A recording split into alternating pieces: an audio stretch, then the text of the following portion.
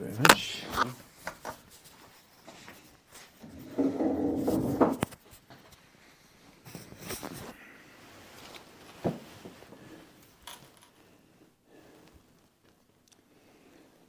There's an expression in the Talmud, it occurs a number of times. Godol hama'asa min ha'osa, meaning, if someone does a mitzvah, Reuven does a mitzvah, but he does it on account of, or because of Shimon, then, it seems, Shimon gets more credit than Reuven. But as a matter of fact, once in the Talmud, it doesn't say that. It says, Godol hama'asa ke'osa. The one who is responsible gets equal credit, not more credit. So the question arises, what's the difference between the cases, and what's the explanation for the entire idea? And I want to start with an introduction. Those who have had the misfortune to study philosophy will recognize this. Let's suppose you have a rule of what should be done, and a person fails to fulfill the rule, and he's challenged. Why did you violate the rule? And he says, truthfully, in my circumstances, it was impossible for me to fulfill the rule. I couldn't have done it. Some people, like Immanuel Kant, said, well, if it's impossible for you to do something, there can't be an obligation to do it. You can't put on someone an obligation to do something that's impossible for him to do. It's just a mistake. So, of course, his defense, I couldn't do it, will be a satisfactory defense, because, in fact, the rule didn't apply to him.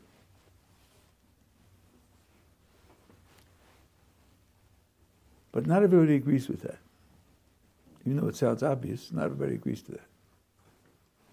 Some people say, yes, the rule does apply to him. And yes, he did fail to fulfill the rule. But the fact that he was unable to fulfill it protects him from punishment, consequences, condemnation, penalty. He can't be criticized in any way for failing to live up to the rule. But the rule did apply. And now when you think about it, the intuition for the first case really is based on punishment and condemnation and penalty and so forth and so on. We certainly don't want to criticize him in any way or penalize him in any way when he wasn't able to do it. Does that automatically mean the rule didn't apply? Maybe not. Maybe you could hear it both ways.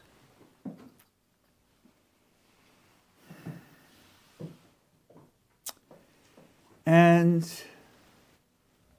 there's actually a difference, what we call in Gemara, the nafkamina. There are cases in which one position or the other would make a difference in how you look at them. So here's a case. Someone borrows money from the bank, and he puts up his house, which he owns clear, as collateral, and he has a good income, and he's scheduled to pay back in a year the loan. And then things start to happen. The house burns down, and the insurance company goes bankrupt, and his parents are in the hospital, and he loses his job, and it comes the end of the year, and he can't pay. So let's see, he contracted a debt, and he agreed to pay, and now he can't. According to the first view, well then, he doesn't have an obligation to pay because he's incapable of paying. It's impossible for him to pay, so there's no obligation to pay. According to the second view, he does have an obligation to pay, it's just that.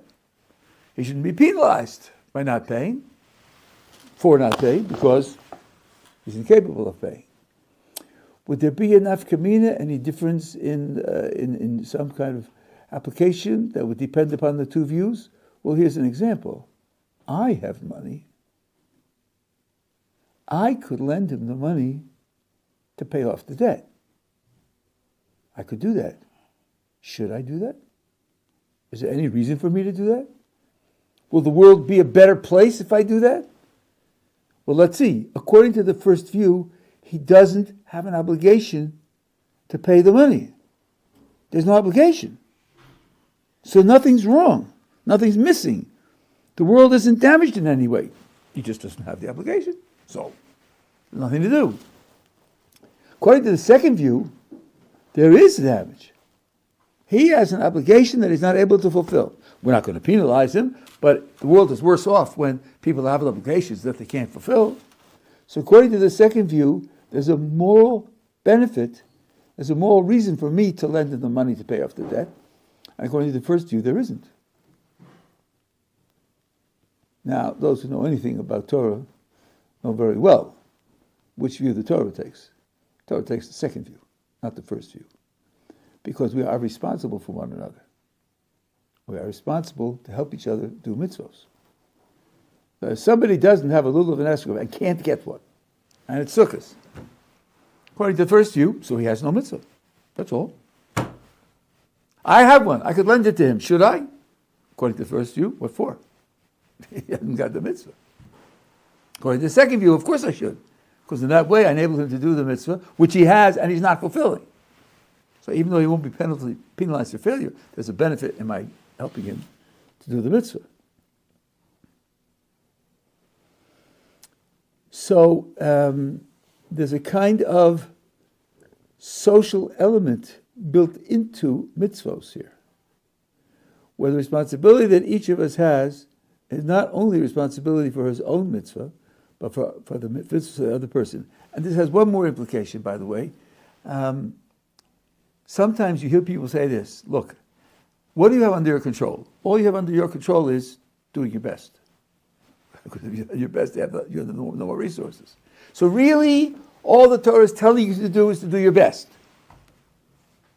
According to this point of view, that's wrong. That's wrong.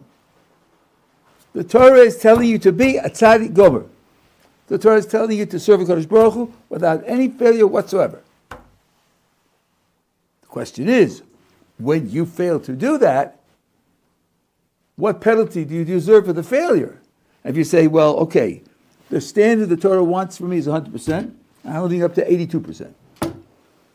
My capacity is 84.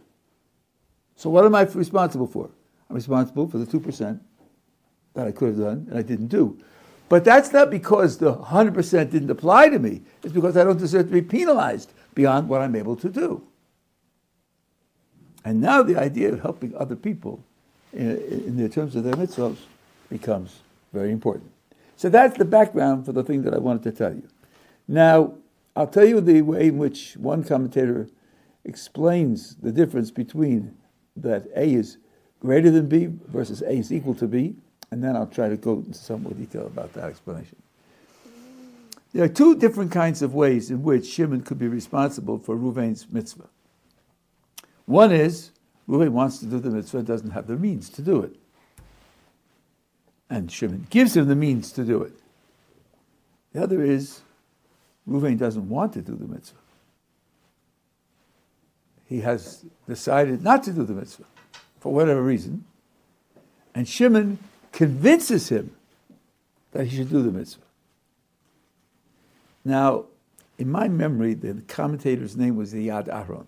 I tried to find it later and I couldn't find it. Somebody found somebody else. But one of the commentators says, if Shimon provides Reuven with the means to do what he already wants to do, the mitzvah he already wants to do, then Shimon is equal to Reuven.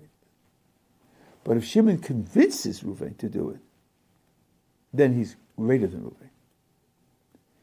Providing the means makes you equal. Providing the will to do it makes you superior. Okay, it's the difference. Let's see if we can explain to a certain extent what the difference is. As a famous pair of laws in the Rambam, this is in Ilchos Yesod Torah Perek Hey, where he talks about dying rather than transgressing. And there's a lot of literature on these two laws. One law, which is common and well known, is this. If someone puts a gun to the head of a Jew and says, bow to the idol, the halacha is, don't bow to the idol, and you have to die. That's the halacha. Now let's imagine the following case. The gun is to the Jew's head, and he says, bow to the idol, I'm going to kill you. And there are two witnesses standing there, two Jewish witnesses, Levi and Yehuda, and they say to him, Ruvain, we're watching you, we're warning you, this is idol worship, that's a capital offense, we're going to go to the court, and we're going to testify that you bowed to an idol. And Ruvain says, I hear you, I just can't die, I can't do it. And he bows. What penalty will Ruvain get for having bowed to the Avodah Zarah? The answer is none. None. Rambam writes this explicitly. It's based on the Gemara, based on Psukim, not Mises Bezdin, not Kores, and nothing else is mentioned, but that was the only candidates for Mises Bezdin and Mises Bezdin Kores for Avodah Zarah. There's no penalty because he's onus. Onus Rahmana Patre. He's released from penalty. Patre means to be onish. He doesn't get punished. So he did the Avera, he did the transgression. And we are assuming, and I think it's quite clear historically, he has the free will. People do have the free will to resist the oppressor and die. Thousands of people throughout history have done that. So you don't have to assume that when you put a gun to somebody's head, he goes limp and he loses his free will. Sometimes yes, but sometimes no. No, he's performed the transgression, but because the transgression is what we call onus, he's not subject to any penalty for that transgression. That's one law. Now, you might think, I would say superficially, to explain it as, well, giving up your life for a mitzvah is a big sacrifice. It's a great obligation that the Torah has put upon you. If you succeed in giving up your life, you're a hero. If you don't succeed in giving up your life, then how do you define the failure? If you do succeed in giving up your life, you're a hero. So if you don't succeed in giving up your life, then you have failed to be a hero. You failed to be a hero. Is that a big failure or a little failure? I mean, hero status is very, very great. And you failed to be very, very great. That's not a big failure. That's a little failure. So, given that the person had a gun to his head, you're inclined to say that since it was a question of life and death, we don't penalize him for having failed at that tremendous test. But that explanation is superficial and incomplete because the Gemara, the Rambam, contrasts it with a different thing. Let's suppose somebody's dying of a disease. And the only way he can procure medicine for the disease is to take it from Avodah Zarah, which is forbidden to do. It's forbidden to save your life using idol worship materials. So here is again, life or idol worship. And let's suppose he makes the same bad decision. He says, I can't die. And let's suppose Levi and Yehuda are there as witnesses. And they say, if you take this medicine, you're using Avodah Zarah to be able to stay alive. Torah forbids that. The Torah tells you have to die. And he says, sorry guys, I just can't manage it, and I'm not going to die. And he takes the medicine. What happens when Levi and Yehuda go to court and give testimony that he used the idol worship? Reuven will die. He will be punished. He will be punished. So in both cases, it's die or transgress. In one case, if he transgresses, he is punished. And in one case, if he transgresses, he's not punished. So what's the difference? And one explanation was given by the Ohr Somayach, for whom this yeshiva was made, in his commentary on the Rabbi, and it's this. The difference between the two is this. Where is the will to transgress? Where is the will to perform the crime? Where does it come from? In the first case, where the person puts a gun to the Jew's head and says, bow to the idol, it's the guy with the gun who wants him to bow to the idol. When Reuven fails and bows to the idol, he's acting out the will of the guy with the gun. But in the case of the disease, when he's sick, the sickness doesn't want him to bow to the idol. The sickness wants to kill him. His life is in danger, and he thinks, how am I going to get out of this? I don't want to die. What about that stuff over there? Well, it's Avodah Zarah stuff, I know. Still, I don't want to die, so I guess I'll take the Avodah Zarah stuff. Where does the Avodah Zarah idea come from in the sickness case? It comes from inside the head of the sick person. It doesn't come from the danger that's attacking him. He chose the Avodah Zarah to avoid the attack.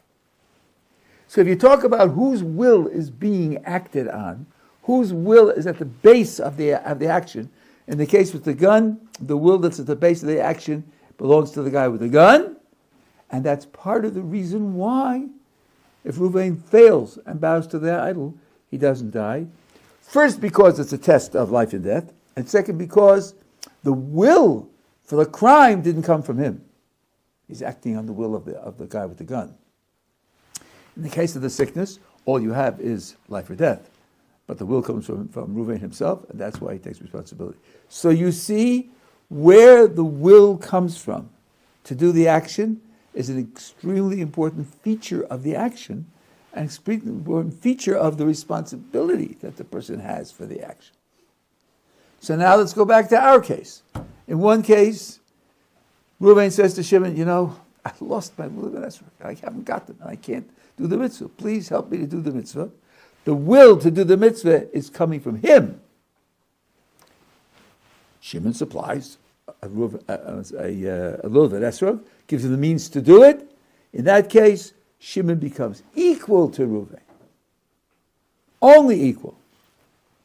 But if Reuven says, I know it's Sukkot, but I have other things to do, I'll skip it today.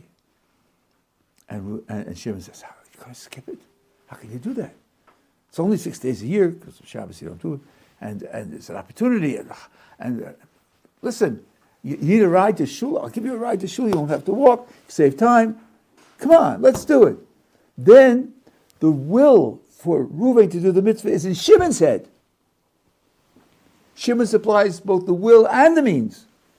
Under those conditions, Shimon gets more credit because the will for the action determines to a great extent where the action lies and who's responsible for the action. So you can understand, according to this, why if you provide the will for someone to do something, you're doing more for him and you have a greater participation in what he does than if you just provide the means. Are we together so far? Okay, now this is a detail in a much broader scope of social responsibility for mitzvos. There's a Gemara in Rosh Hashanah that reads like this.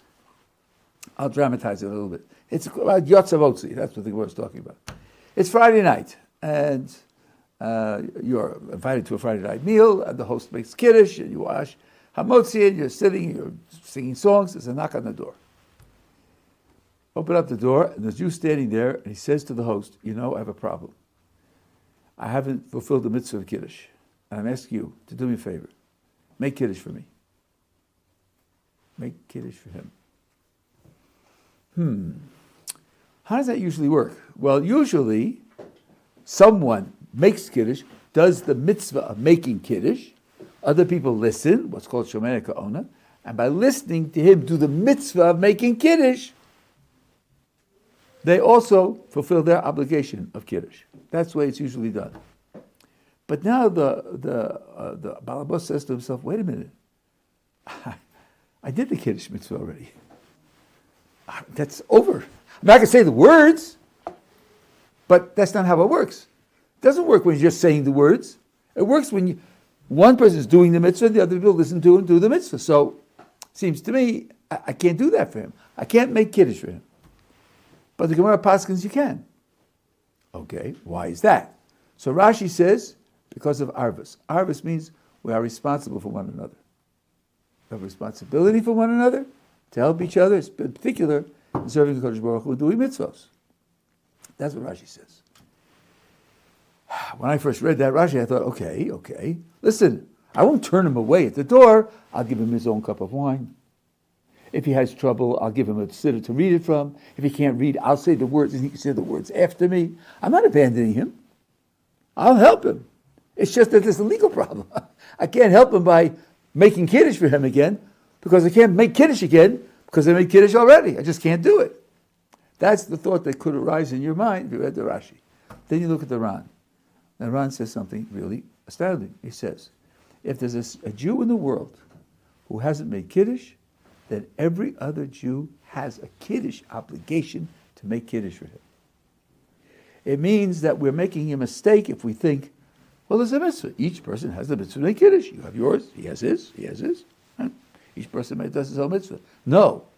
The correct understanding is this. There's an obligation on Klal Yisrael for Kiddush, and each person has a responsibility for the Klal. Each person has a responsibility for the tzibur, for the whole congregation in making Kiddush. So as Laran says, if he walks on the door, he hasn't made Kiddush, my own personal mitzvah of Kiddush comes back.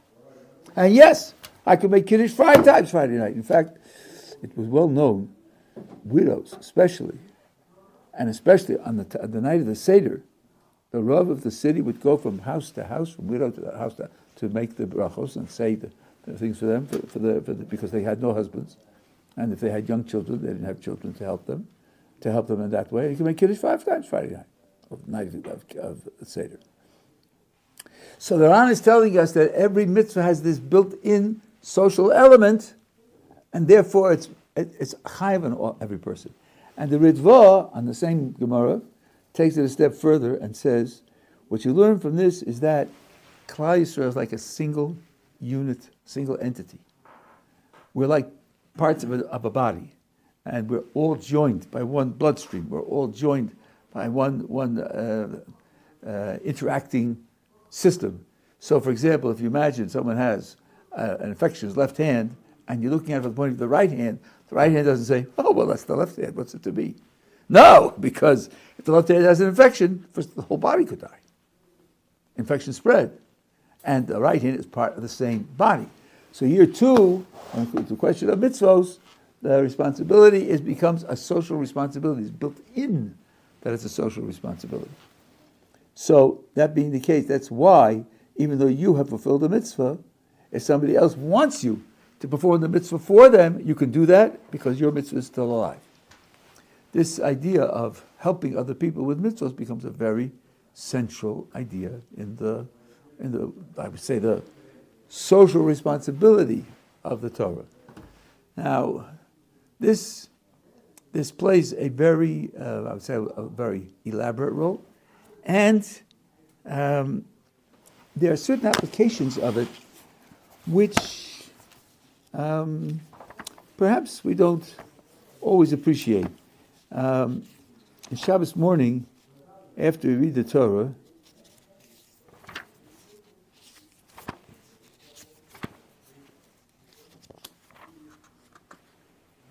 there's a first blessing for people who benefit the community.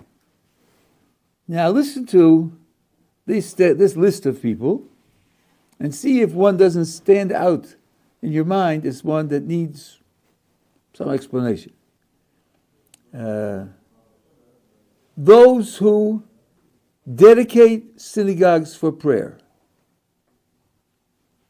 and those who give lamps for illumination and wine for Kiddush and Havdalah, bread for guests, shari for the poor, all those who are involved in the needs of the community with integrity. And then also those who enter synagogues to pray.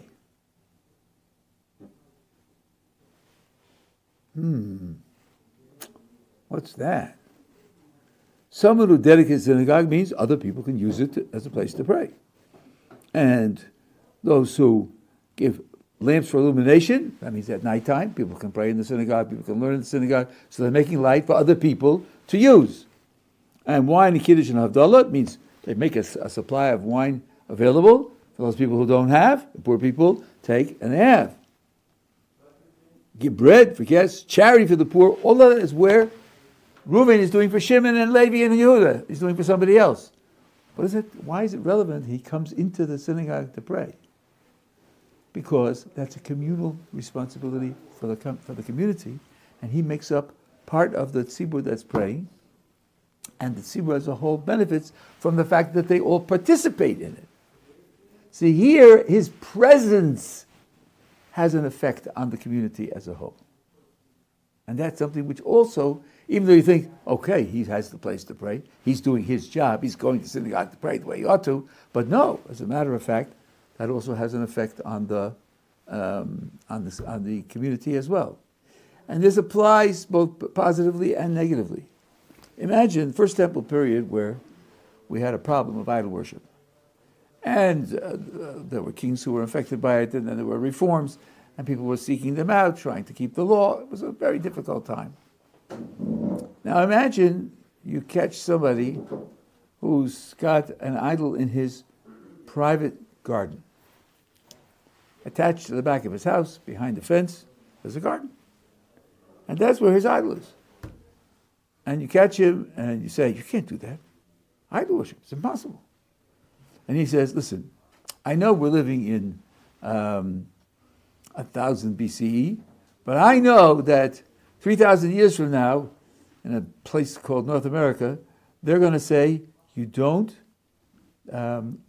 legislate private behavior. Legislation has the business of controlling how people interact with one another, how people treat others fairly. But private behavior, you have no business legislating that. It's not moral, it's not right. And I didn't have it. You snuck into my garden. You're a nosy person. I didn't put out signs, everybody come and come to the Idol Worship Fest. I didn't have barbecues here. That's my private meditation spot. So leave me alone. Let alone the fact that the mores of 20th century or 21st century North America, I have very little to recommend them in general. But he's making a factual mistake. Because when a Kodesh Baruch Hu makes a decision for the city, what shall happen to the city? One factor is the sum total performance of the people in the city. And the sum total performance includes his private activity in his garden. So that if he's worshiping an idol in his garden, he's dragging down the sum total performance of the whole city. And therefore he's harming the city. Because what you do is inherently social. Because the Kodesh Baruch Hu takes that into account. I used to be involved in performing music a lot. My example is this. You're playing with a group of musicians. Let's say it's an orchestra. And there's a critic in the audience, and he's deciding whether to invite you on a world tour next year or not. And you come to the last note of the last piece, which is a C major chord, beautiful, bright-sounding C major chord, and the oboist plays, instead of an E, he plays an E flat, which is awful, because it's off by a quarter note, and it's like a half note. It's terrible, right? And they lose the contract. I said, what did you do? You ruined it. I said, what do you mean I ruined it? I played my notes. You played your notes. What's one thing got to do with the other? No, you ruined it for everybody. Because the last note sounded terrible. So in that case, everything we do has this social element built in. And the final example I want to give you, I was thinking about it. This doesn't follow from the previous. It's an independent thing.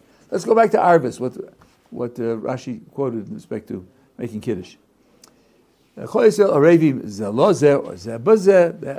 a kind of responsibility for one another. Now that's learned from a verse in one of the curses in the Torah, where it says you'll be attacked and chased by your enemies. V'koshlu ish ba'achiv. You will be tripped up, plural, a person by his brother. Let's see. You will be tripped up, a person by his brother. So now I can mention a whole group of people. How's this going to work? Each person is tripped up by his brother. Doesn't it usually happen that one person falls down and then the other person trips on him and also falls down, how does each one trip up the other? So from here, Chazal say, no, it means the following. If Reuven performs the transgression, and Shimon could have stopped him, and didn't take the effort to stop him, then Shimon can also be liable for being punished for Reuven's crime. Now, there are all sorts of rules here. Stop him probably doesn't mean you could knock him down and tie him up, because you go to jail for that. And how much effort should you put in, and whether will he listen to you, will he listen to you? But the general idea is that if you could have had an influence on someone, and you didn't, then you can be responsible for that and share the consequences of the failure of the other person. So here too, it's not just that I should help when I can help, but I should prevent what I can prevent when the thing is going to be a failure. And I would say that the underlying theme here, a much deeper theme, is this. This Mesilas Yesharim is talking about Ahavas Hashem, loving Hashem. And he says the following. Think of people you know who are parents. What do they care about? What's important to them? Well, one of the things that's very important to them is their children. Now let's imagine you have someone who you feel close to, you have a good relationship with, a warm, committed relationship, you love the person. And one of that person's children is in trouble. One of that person's children is in danger. Wouldn't you want to save him? Because of your love for the parent? Could you possibly do something more for the parent than saving the child? What more could you do? What more would the parent appreciate? Now, Kadosh Baruch Hu is presented to us in our literature as our Father. So if you see another Jew who's going to do something which is bad for his spirituality, which means it's bad for his relationship with the Kadosh Baruch Hu, which means it's something that the Kadosh Baruch Hu cares about, and so to speak, and we do talk this way, has pain from, and you could save a Kadosh Baruch Hu that pain if you love a Kadosh Baruch Hu. That's something which you're going to do. So when you look at another Jew and you think, I could help him do a mitzvah, or I could influence him to do a mitzvah, or I could stop him from doing an Aveira, if you think in terms of a Kadosh Baruch Hu, and the Zohar talks about this in terms of kiruv, like there's nothing, says nothing higher than kiruv, because you're bringing a Kadosh Baruch Hu's children back to a Kadosh Baruch Hu, to their parent. So this is an underlying theme of the idea of the social responsibility, that it's and I'll finish with the precondition for receiving the Torah at Sinai was achdus, was unity, as you all know. Now, if you look, the verse from which they all deduce the unity is where it says, "Vayichan Yisrael neged Har." The Jewish people encamped opposite the mountain. But I think that a large part of what Chazal are working with there is missed out. Listen to this. This is chapter 19, the book of Exodus. In the third month of the Exodus of the children of Egypt, on this day, they arrived at the wilderness. They journeyed, and they arrived at the wilderness. And they encamped in the wilderness. 4 plural verbs in a row. And the last verb is encamped. And then it says, Israel encamped, singular. Don't you see the flag waving in the wind here? Plural, plural, plural, plural. And the last one is encamped, plural, and then encamped, singular. And that's astonishing. Doesn't that say, yes, there was a unification there? I think you can't avoid it. It's absolute shot. You can't avoid it. And that's the precondition for receiving the Torah at Sinai.